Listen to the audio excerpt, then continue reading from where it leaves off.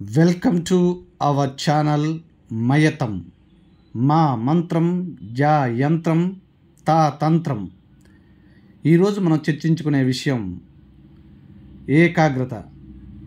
అది విద్యార్థికైనా లేదా వ్యాపారస్తుడికైనా మరెవరికైనా ఏకాగ్రత ఉంటేనే ఆ లక్ష్యాన్ని సాధించగలం.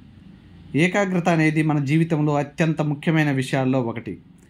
ఏ పని అయినా విజయవంతంగా పూర్తి చేయాలంటే మన దృష్టి, మనసు పూర్తి స్థాయిలో ఆ పని మీదే ఉండాలి. ఏకాగ్రత మనకు లక్ష్యాలు చేరుకోవడానికి, సమయాన్ని సక్రమంగా వినియోగించుకోవడానికి మరియు ఎదుగుదలకు దారితీస్తుంది. ఏకాగ్రత అనేది కేవలం ఒక సామర్థ్యం మాత్రమే కాదు, అది సాధన కూడా. దాన్ని అభివృద్ధి చేసుకోవడానికి మనము క్రమంగా కృషి చేయాలి. మనకు కావలసిన ముఖ్యమైన లక్ష్యాలు ఏవి, వాటిపై మనసు కేంద్రీకరించడం ప్రారంభించండి. ప్రపంచంలో పెద్దవారైన ప్రతి వ్యక్తి ఏదో ఒక సమయంలో ఏకాగ్రతను సాధించడం వల్లనే విజయవంతంగా మారారు. ఈ విషయాన్ని మనం దృష్టిలో పెట్టుకోవాలి.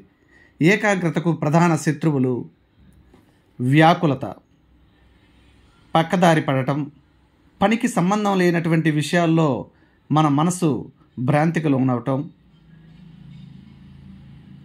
రెండవది ఆత్మవిశ్వాసం లోపం. మనం చేసే పనిపై విశ్వాసం లేకపోవడం వల్లనే ఏకాగ్రత కుదరదు.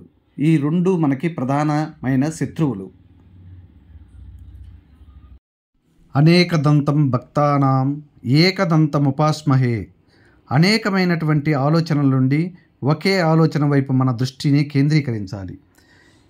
ఈ ఏకాగ్రతకు కావలసినటువంటి మార్గాలు: మొదటిది స్పష్టమైన లక్ష్యాలను ఏర్పరచుకోవటం. మనకు ఏం చేయాలనేది స్పష్టంగా తెలుసుకోవాలి, అప్పుడు మనం దానిపై శ్రద్ధ పెట్టగలుగుతాం. రెండవది పనులను విభజించుకోవడం. పెద్ద పనిని చిన్న చిన్న పనులుగా చేయటం వలన ఏకాగ్రత సాధ్యమవుతుంది. 3. ధ్యానం మరియు యోగం. మనసును శాంతంగా ఉంచడానికి మరియు ఏకాగ్రత పెంచుకోవడానికి ఈ ధ్యానం చేసే అలవాటు చాలా ఉపయోగపడుతుంది. దీని ద్వారా మనము ఒకే విషయం మీద మన దృష్టిని, మన మనసును కేంద్రీకరించడానికి సాధ్యపడుతుంది. కావున ప్రతి ఒక్కరూ ఏకాగ్రతను సాధించాలి. Thank you for watching. Don't forget to ఈ వీడియో మీకు నచ్చితే లైక్, సబ్స్క్రైబ్, షేర్, సబ్స్క్రైబ్ చేయగలరు. Thank you. ధన్యవాదాలు.